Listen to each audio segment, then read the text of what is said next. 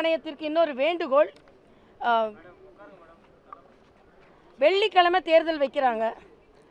எல்லாரும் மனித இயல்பு தான், கூட 2 நாள் லீவு வருது அப்படின்னு வாக்கு சதவீதம் குறைந்து விடுகிறது. இதை ஒரு விடுமுறையாக எடுத்துக்கொள்கிறார்கள். வாக்களிக்க வேண்டும் என்ற விதிமுறையை மாறி அது விடுமுறையாக மாற்றப்பட்டு விடுகிறது. அதனால் நான் ஏற்கனவே ஒரு முறை தேசிய வாக்காளர் தினத்தன்று ஆளுநராக இருக்கும்போதே நான் பேசினேன்.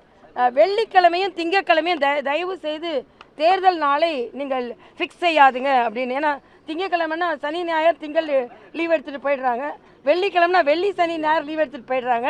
அதனால் நடுவில் புதனாவது வியாழனாவது வைப்பது நல்லது அப்படின்னு நான் ஒரு கோரிக்கை வைத்து அதை பரிசீலித்தால் நல்லதுன்னு நான் நினைக்கிறேன்.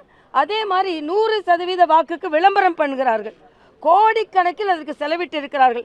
ஆனால் அதற்கு எந்தவித பயனும் இல்லை என்பதை சென்னை போன்ற வாக்குப்பதிவுகள் நமக்கு காண்பிக்கிறது.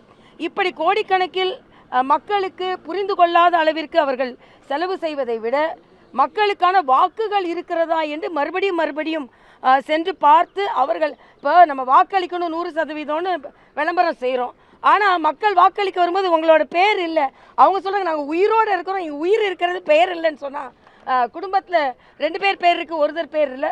கவுன்சிலர் எலெக்ஷனில் நாங்கள் வாக்களித்தோம் 6 மாதத்துக்கு முன்னால், இப்போ எங்கள் பெயர் நீக்கப்பட்டு இருக்கிறது. ஆக அதில் அதிகம் கவனம் செலுத்த வேண்டும். ஏனென்றால் மிகவும் வாக்களிப்பது வலிமையானது. ஆனால் அதில் வலியுடையது என்னன்னா, நான் வாக்குச்சாவடிக்கு போய் என் கார்டு இருக்குது, அடையாள அட்டை இருக்குது, ஆனால் என்னால் ஓட்டு போட முடியலை என்பது ஒரு வலியான விஷயம். இன்னொன்று, இந்த டெண்டர் ஓட்டு பற்றி கூட பல இடங்களில் தெரியல. சேலஞ்சு ஓட்டுன்னு ஒன்று இருக்குது. ஏன்னா நமக்கு வாக்குரிமை மறுக்கப்பட்டால் ஏற்கனவே நம்மகிட்ட பட்டியலில் இருந்ததுன்னா 49A வாக்குரிமை சட்டத்தை பயன்படுத்தலான்னு நமக்கு ஒரு தகவல் இருக்கிறது. ஆனால் அதையும் பல இடங்களில் மறுக்கப்பட்டது. இதெல்லாம் இன்னும் கொஞ்சம் நடைமுறைகளை அவர்கள் சரி செய்திருக்க வேண்டும். ஆனாலும் தேர்தல் ஆணையம் இவ்வளவு பெரிய திருவிழாவை சரியாக நடத்தி காண்பித்திருக்கிறார்கள். அங்கெங்கே ஒரு பிரச்சனைகள், அதற்கும் நாம் அவர்களுக்கு பாராட்டை தெரிவித்துக் கொள்வோம்.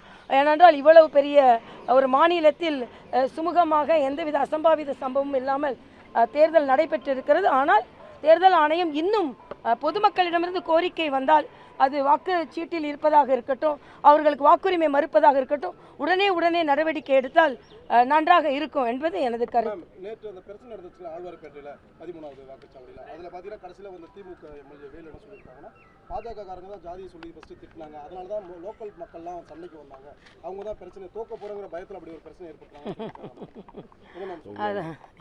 அது முற்றிலும் பொய்யான தகவல். ஏன்னா யாரும் நாங்கள் ஜாதியை பற்றி பேசுகிறதுக்குலாம் இல்லை. எல்லாரும் நல்ல ஏஜென்ட்ஸ் தான் உள்ளே உட்காந்துருந்தாங்க. அவெல்லாம் செஞ்சுருக்க மாட்டாங்க. தனது தவறு வெளியே வந்து விட்டது என்பதற்காக அவர்கள் என்ன வேணாலும் சொல்லலாம். வாக்கு சதவீதம் குறைவாக இருக்கு. ஒரு சில பேர் என்ன சொல்றாங்கன்னா, ஆளுங்கட்சிக்கு எதிரான மனநிலையில் இருந்தால் அதிக வாக்கு சதவீதம் பதிவாகும், பிற கட்சிகள் வெற்றி பெறுவதற்கு வாய்ப்பு இருக்கும். அதே நேரம் வாக்கு சதவீதம் குறைவாக இருக்கிறதுனால இது ஆளுங்கட்சிக்கு ஒரு ஆதரவான விஷயமா பார்க்கப்படுதுன்னு சொல்றாங்க. ஸோ ஆளுங்கட்சிக்கு ஆதரவு வந்தால் பெரும்பாலும் வாக்களிக்க வரமாட்டேன்றாங்களா? அப்போ அதுவே தப்பு தானே. நீங்கள் எங்களுக்கு அதை பற்றி கவலை இல்லைன்னு சொல்ல, அதெல்லாம் தப்பு. என்னமோ நீங்கள் இப்போவே முடிவுகளை சொல்லிக்கிற மாதிரி. ஒட்டுமொத்தமாக வாக்கு சதவீதம் குறைவது என்பது அனைவரும் கவலை அளிக்கக்கூடியதான். இதில் ஏதோ ஆளுங்கட்சி மகிழ்ச்சி அடையக்கூடியதெல்லாம் ஒன்றும் இல்லை. ஒருத்தர் ஜனநாயக கடமை ஆற்றவில்லை என்றாலும் அது நம்ம எல்லாருக்குமே கவலை அளிக்கக்கூடியது தான். அது வாக்கு சதவீதம் அதிகரித்திருக்க வேண்டும். ஆனால் என்னை பொறுத்த மட்டும் நான் ரொம்ப நம்பிக்கையோடு இருக்கிறேன். நிச்சயமாக எங்களுக்கான வாக்குகள் பதிவு செய்யப்பட்டிருக்கும்னு. ஆனால் ஒட்டுமொத்தமாக வாக்குகள் குறைந்திருக்கிறது என்பது மனக்கவலை அளிக்கிறது. நான் என்னை பொறுத்த மட்டும் நான் நம்பிக்கையாக இருக்கிறேன்.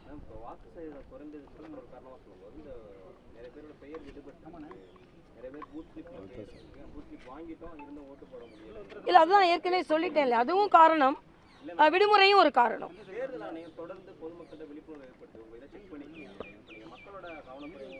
இல்லை, நான் என்ன சொல்கிறேன்னா, இப்போது அரசியல் சார்ந்த மக்களாக இருந்தால் அதை கவனித்து கொண்டே வருவாங்க. இப்போ இவங்க வேறு முறை, இப்போ இந்த முறை நாங்கள் மறுபடியும் விழிப்புணர்வு ஏற்படுத்தி செக் பண்ணிக்கோங்கன்னு சொல்கிற முறை சரியாக வரல மக்கள்கிட்ட. அப்போ வேறு முறையை அவங்க கையாள வேண்டியதான். அலுவலகத்துக்கெல்லாம் போய் நோட்டீஸ் ஒட்டலாம், இல்லைனா நீங்கள் ரயில்வே ஸ்டேஷனில் இருக்குது, பஸ் ஸ்டாப்பில் இருக்குது, அங்கே வெரிஃபை பண்ணிக்கலாம், இல்லைனா உங்கள் இணையதளத்தில் அனுப்புகிறோம். ஏதோ ஒரு மாற்றத்தை கொண்டு வர வேண்டும். திருப்பி நாங்கள் செக் பண்ண சொல்கிறோம், சீட்டில் இல்லை அப்படின்றது ஏதோ ஒரு விதத்தில் அங்கே தவறு நடக்கிறது என்பதை தானே காண்பிக்கிறது. என்ன சொல்கிறாங்கன்னா, பிஜேபிக்காரங்க தேர்தல் முடிஞ்சாலும் இன்னைக்கு எங்கள் ஓட்டு காணாமல் போச்சுன்னு சொல்கிறாங்க. இதுக்கு தான் பூர்த்தி ஏஜென்ட் எல்லாம் கரெக்டாக இருக்கணும். பூர்த்தி ஏஜென்ட்டே இல்லாத கட்சினா இது மாதிரி தான் இல்லை. இப்போ எல்லாம் நான் கேட்குறேன், வாக்காளர்களின் பெயர் இல்லாதது பாஜக வாக்காளர் இல்லை, ஒட்டுமொத்த வாக்காளர். அப்போ இவங்களே நீக்கிட்டாங்களா? இப்படி சொல்கிறாங்கன்னா அப்போ அவங்க தான் நீக்கிட்டாங்களா? பாஜக வாக்காளர்னு தெரிஞ்சு நீக்கியிருக்காங்களா? அப்போ அப்படிப்பட்ட குற்றச்சாட்டை நான் வைப்பேன். அப்போ அவங்களே எங்கப்பம் குதிர்க்குள்ளே இல்லைன்றதுக்கு அப்போ இவங்க நீக்கப்பட்டதெல்லாம் பாஜகவின் வாக்காளர்னு இவங்களே ஒத்துக்கிறாங்களா? இன்னும் சொல்ல போனால் அப்படி நீக்கப்பட்டதெல்லாம் அப்படிப்பட்ட வாக்காளர் தான் இருக்கிறாங்க. ஆனால் அது அவர்களே ஒப்புக்கொள்வதை போல இருக்கிறது என்பது தான். பாஜக தலைவர் அண்ணாமலை பாஜகவுக்கு ஆதரவான வாக்குகளை தான் பெரும்பாலும் நீக்கியிருக்காங்க. நான் அதைத்தான் நான் சொல்கிறேன். பாஜக மாநில தலைவர் அண்ணாமலையும் சொல்லியிருக்காரு, வினோத் பி செல்வமும் நேற்று மத்திய சென்னை இல்லை இப்போ எங்களுக்கு வந்து இல்லை இப்போ எங்களுக்கு 199, 200, 201, 202 இவை எல்லாமே பாஜகவுக்கு ஆதரவாக கவுன்சிலர் தேர்தலில் விழுந்த வாக்குகள். இப்போ அது ஆதரவு வாக்குகள் தான் நீக்கப்பட்டிருக்கிறது குற்றச்சாட்டு தான் நான் வைக்கிறேன். நம்ம பூத் ஏஜென்ட் அளவுலேயே வந்து இன்னும் கட்டமைப்புகள் குறைவா இருக்கும். அப்படி அதாவது அப்படின்னு இல்லை, அதுக்கு எப்படிப்பா சம்மந்தம் இருக்கு? எல்லாருக்கும் ஓட்டு போடுறவங்க தானே இவங்க, திட்டமிட்டு பண்றதுனால தானே அப்படி போகுது. இல்லை பூத் ஏஜென்ட்டுகளுக்கு இதுக்கு சம்மந்தமே இல்லைப்பா. பூத் ஏஜென்ட்டுக்கு என்ன பண்ணுவாங்க? அவங்க வெரிஃபை பண்ணிட்டு போயிடுவாங்க. அதுக்கப்புறம் நீக்கப்பட்டு அவங்க என்ன நினைப்பாங்க? அதுக்காக சொல்றேன். கட்சிக்காரங்க வந்து அந்தந்த ஏரியா வார்டில் இருக்கவங்க வந்து ஒவ்வொரு வீடாக பார்த்து அந்த வெரிஃபிகேஷன் பண்ணியிருந்தாங்க. இப்போ அந்த சிஸ்டமே இல்லாமல் போயிடுச்சு. ஒட்டு மொத்தமாக இது கட்சிக்காரங்களுக்கு இதுக்கு சம்மந்தம் இல்லை. தேர்தல் ஆணையம் வாக்காளர்களின் பெயர்கள் விடுபடாமல் பார்த்து கொள்ள வேண்டும். அவ்வளவுதான் எங்களோட கோரிக்கை. நன்றிப்பா, நன்றி.